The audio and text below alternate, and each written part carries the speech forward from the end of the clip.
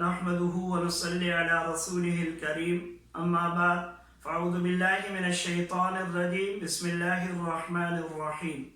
وما اصابكم من مصيبة فبما كسبت ايديكم صدق الله العظيم۔ میرے عزیز دوستوں، بھائیوں اور بزرگوں، آج دنیا جس اضطرابی حالت کے اندر مبتلا ہے اور جس آفت اور مشکل گھڑی کے اندر مبتلا ہے، تو ہر انسان اس کو جانتا ہے، کسی سے بھی مخفی نہیں ہے، جسے کرونا وائرس کہا جاتا ہے۔ لیکن ہم نے اس کا نام بھی منتخب کر دیا، کرونا وائرس ایک بیماری ہے۔ لیکن رب قرآن کریم کے اندر فرماتے ہیں کہ تمہیں کوئی تکلیف بھی نہیں پہنچتی، وَمَا أَصَابَكُم مِّن مُّصِيبَةٍ فَبِمَا كَسَبَتْ أَيْدِيكُمْ، لیکن وہ صرف اور صرف تمہارے اعمال کی وجہ سے، تمہارے کیے ہوئے کی وجہ سے۔ تو سبب حقیقی ان آفتوں کا، ان پریشانیوں کا، وہ ہے اللہ کی نافرمانی، اللہ تبارک و تعالیٰ کے ساتھ بغاوت کرنا، اعمال کو چھوڑنا، فرائض واجبات کا ترک کر دینا، رجوع اللہ کو چھوڑ دینا، اور حضور نبی کریم صلی اللہ علیہ وسلم کی سنتوں کو چھوڑنا۔ تو میں آپ کی توجہ اس بات کی طرف دلانا چاہتا ہوں کہ ہم نے حقیقی سبب کو جب ہم نے پہچان لیا ہے، اور یہ ہمیں قرآن کریم کے اس فرمان سے ہمیں مل چکا ہے کہ اللہ کی نافرمانی کی وجہ سے ہم اس آزمائش کے اندر مبتلا ہیں۔ ہم ان گناہوں کی وجہ سے، جو گناہ ہم چھپ کے کرتے تھے، جو گناہ ہم ظاہراً کرتے تھے، جو گناہ ہم ہر طور کے اندر کرتے تھے، حتیٰ کہ آج کل تو اعلانیہ طور کے اوپر گناہ ہوتے ہیں،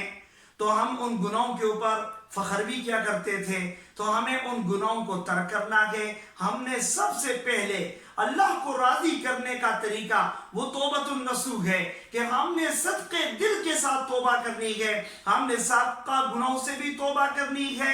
اور آئندہ یہ عزم کرنا ہے، آئندہ یہ ارادہ کرنا ہے کہ آئندہ بھی ہم نے اپنے آپ کو گناہوں سے بچانا ہے۔ تو اس بات کی ضرورت ہے کہ ہم اللہ کی طرف متوجہ ہو جائیں، توبہ استغفار کر لیں۔ میرے عزیز دوستو، حضرت علی رضی اللہ عنہ کا قول ہے، فرماتے ہیں کہ آفتوں کا آنا اتنی بڑی آفت نہیں ہے، لیکن آفتوں کے آنے کے بعد آفتوں کے بھیجنے والے کا یاد نہ آنا، یہ سب سے بڑی آفت ہے۔ یہ سب سے بڑی آفت ہے کہ ہم اگر اس آزمائش کے اندر ہیں، اور آج آپ حضرات نے سن لیا، دیکھ لیا، آپ کو معلوم ہو چکا کہ پوری دنیا کے جتنے بھی ماہر طبیب ہیں، ڈاکٹر حضرات ہیں، اور وہ اس بیماری کی دوا کو پیدا کرنے سے، دوا کو تیار کرنے سے، دوا کو بنانے سے عاجز آ چکے ہیں۔ تو جب وہ سارے عاجز ہیں، اور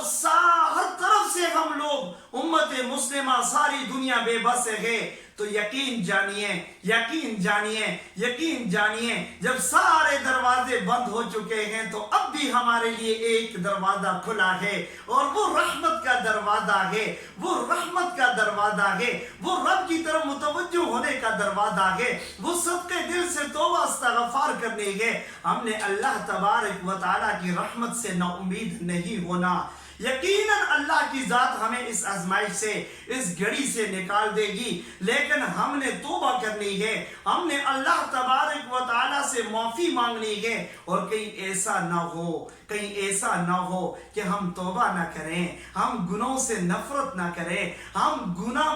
کو ترک نہ کریں، اور یہ وبا اور یہ آفت کہیں طول نہ پکڑ لے۔ تو ضرورت اس امر کی ہے کہ ہم اللہ سے توبہ طائب ہو جائیں، اللہ سے اپنے گناہوں کے اوپر معافی مانگ لیں۔ اور دوسری عرض یہ ہے کہ ہمیں جس طرح ڈاکٹر طبیب حضرات جو ہے ہمیں احتیاطی تدابیر کی طرف متوجہ کرتے ہیں، یقیناً ہم نے احتیاط کرنا ہے، احتیاط اختیار ہر انسان نے کرنا ہے۔ جہاں تک ممکن ہو سکے احتیاط کرتے رہو، اور احتیاطی تدابیریں اختیار کرتے رہو۔ احتیاط کا یہ مطلب نہیں ہے کہ ہم نے نماز کو ترک کر دینا ہے، احتیاط کا یہ مطلب نہیں ہے کہ ہم نے رجوع اللہ کو چھوڑ دینا ہے۔ احتیاط ہمیں ان چیزوں سے، ہمیں احتیاط جو ہے ہمیں ان چیزوں سے منع نہیں کر کرتا، بلکہ احتیاط کے ساتھ ہم نے نماز بھی ادا کرنی ہے، احتیاط کے ساتھ۔ اور الحمدللہ شکر ہے آقا مدنی محمد عربی صلی اللہ علیہ وسلم کے صدقے سے،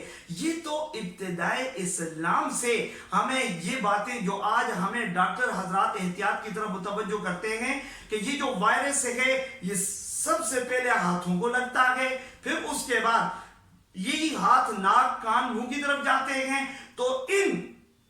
اعضاء کے ساتھ جب یہ ہاتھ ٹچ ہوتا ہے تو یہ وائرس ناک کے ذریعے سے یا منہ کے ذریعے سے الگ کے اندر چلا جاتا ہے، اور پھر الگ کے اندر چند جو ہے عرصہ، یہ چند سیکنڈ چند لمحے رہنے کے بعد یہ الگ سے یعنی کہ معدے کی گردوں کی طرف منتقل ہوتا ہے۔ تو سب سے پہلی میری عادت یہ ہے کہ ڈاکٹر حضرات کیا کہتے ہیں کہ بار بار ہاتھ دھویا کرو، بار بار ہاتھوں کو 20 سیکنڈ کتنے سیکنڈ بار بار ان ہاتھوں کو دو۔ تو الحمدللہ ابتدائی اسلام سے ہمیں حکم ہے طہارت کا، ہماری نماز کی کنجی ہے وضو، اور ہماری نماز تب ہی ہوتی ہے، ہماری نماز کا حصہ ہے طہارت وضو، تو ہم نے نماز سے پہلے وضو کرنا ہے۔ اور مومن کے اوپر 5 نمازیں فرض ہیں، تو 5 نمازوں کے لیے جب ہم وضو کرتے ہیں تو الحمدللہ ہمارے اعضاء دھلتے ہیں۔ وضو کے اندر یقیناً 20 سیکنڈ سے کہیں زیادہ ٹائم لگتا ہے، تو اس لیے اتنی دیر وہ اعضاء ہمارے دھلتے رہتے ہیں۔ پھر ہم صرف ہاتھ نہیں دھوتے، وضو کے اندر چہرہ بھی دھویا جاتا ہے، وضو کے اندر ناک کے اندر پانی بھی ڈالا جاتا ہے، اور ناک کی ساڑھی تک پانی کو پہنچایا جاتا ہے، یہ وضو کا حصہ ہے۔ حلق کے اندر غرغرارے کیے جاتے ہیں، یہ وضو کا حصہ ہے۔ تو یہ تو ہمیں نبی صلی اللہ علیہ وسلم کے صدقے سے ہمیں شروع سے ملے ہیں، یہ تو ہماری زندگی کا عمل ہے اور ہمارے اعمال کا حصہ ہے، اللہ کو رضا کرنے والا عمل ہے۔ اور یقیناً میں کہتا ہوں اکثر کہ ان اعضاء سے جہاں جراثیم دھلتے ہیں، الحمدللہ ان اعضاء کو دھونے سے جب انسان صدقے دل سے عمل کرتا ہے، اللہ کو راضی کرنے کے لیے متوجہ ہوتا ہے، تو ان اعضاء کو جب دھوتا ہے تو یقیناً ہاتھوں سے کیے ہوئے گناہ بھی ان وضو کے ذریعے سے دھل جاتے ہیں، چہرے کے گناہ بھی دھلتے ہیں، اور اسی طرح جو ہے ان سے جہاں ان وائرس دھلتا ہے، جہاں وہ وائرس اس سے جراثیم دھلتے ہیں، وہاں گناہ بھی دھلا کرتے ہیں۔ تو اس لیے میری عرض یہ ہے کہ ہمیں اللہ کا شکر ادا کرنا چاہیے کہ ہمیں فطرتاً اسلام کے اوپر پیدا کیا، پھر اسلام کی دولت سے دین اسلام سے ہمیں مال و مال کیا، تو آج اسلام کے دوری کی وجہ سے، اسلام کے ان فرائض واجبات اور سنت نبویہ کو ترک کرنے کی وجہ سے ہم اس آزمائش کی گھڑی کے اندر مبتلا ہیں۔ ہمیں توبہ کرنی ہے، ہمیں رجوع اللہ کرنا ہے، ہمیں صدقے دل سے گڑ گڑا کر کے اللہ کے سامنے عاجزی انکساری اختیار کرنی ہے۔ یقیناً اللہ تبارک و تعالی ہماری توبہ کو قبول فرمائیں گے اور ہمیں اس آزمائش کی گھڑی سے نکال دیں گے۔ اللہ تبارک و تعالی ہم سب کو عمل کی توفیق عطا فرمائے۔